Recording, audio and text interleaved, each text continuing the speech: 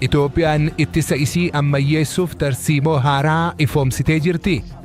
ዛሬ ኢትዮጵያ ክላሽ፣ ብሬን፣ ስናይፐር፣ ዲሽቃ፣ ታንክ ሁሉም አይነት መድፎች ለራሷ ሳይሆን ለገበያ በቂ የሆነ የማምረቻ አቅም በጣም ዘመናዊ ሮቦቲክስ የትራዲሽናሉ ሳይሆን በሰዓት በጣም ከፍተኛ የማምረት አቅም ያለው ፋብሪካ ገንብታለች። Itoophiyaan humna ittisa isii ammayyeessuu fi dhiyeessitoota biyya alaa irratti hirkannaa hir'isuuf tarsiimoo haaraa Modernization without dependence jedhu ifoomsitee jirti.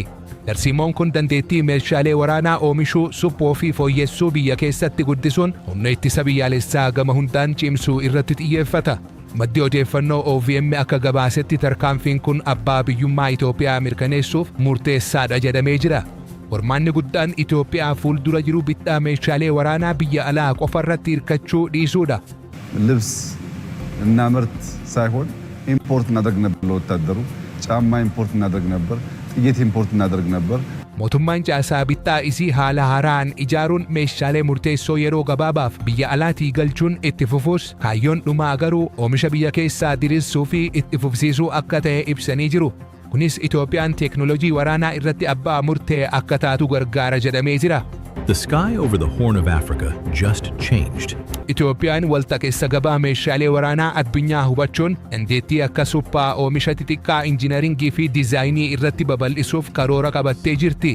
Tarkaanfiin kun biyyattiin meeshaalee waraanaa isii ofumaa akka taligattuu fi haala qabatamaa naannoo isiitiin akka wal simsiistu kan dandeessisu ta'uu ibsanii jiru. ክላሽ ስናይፐር ኢምፖርት እናደርግ ነበር። አሁን በሀገር ደረጃ ብቻ ሳይሆን መከላከያ ልብሱን ያመርታል። ጫማ አምርቶ የሚያንሰውን ከሎካል ኢንዱስትሪዎች ይቀበላል። ጥይት ቅድም እንደሰማችሁት በጣም በርካታ ሀገር ኮንትራት ኦልሬዲ ፈጽመናል። Tarsiimoon kun muuxannoo biyyoota of danda'anii kanneen akka Hindii, Turkii, Biraaziil, Indoneeziyaa fi Afrikaa Kibbaa irraa barnoota fudhachuun kan ijaaramedha. Fakkeenya muuxannoo biyya Turkii irraa fudhatameen walta'iinsa waliinii fi koppii meeshaalee ofii akkasumas muuxannoo biyya Hindii irraa fudhatameen ogummaa injiinaringii biyya keessaa gara oomishaatti ceesisuun galteewwan tarsiimoo kanaa keessatti hammatamanii jiru. Tarsiimoo kana keessatti dandeettiiwwan murteessoo akka leenjii suphaa fi sooftuweeritti xiyyeeffachuun to'annoo biyya keessaa cimsuun dursi kennameefii jira. Keessattuu oomisha rasaasaa teknoolojii xayyaara nammalee socho'uu diroonii fooyya'insa konkolaattota waraanaa fi qunnamtii irratti hojiin waliin oomishuu xiyyeeffannoo guddaan kennamee irratti hojjetama jedhamee jira.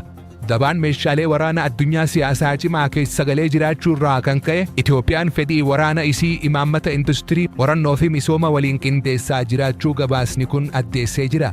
Qindoominni kun teknoolojii ammayyaa to'achuu qofa osoo hin taane guddina diinagdee fi saayinsii biyyaalessaafis bu'uura tahuu kan ibse gabaasichi milkaa'inni tarsiimoo kanaa waggoota 5 dhufan keessatti dandeettii biyya keessaa guddisuu fi waliigalteewwan biyya alaa irratti hundaa'an hojiirra oolchuun madaalama jedhamee jira.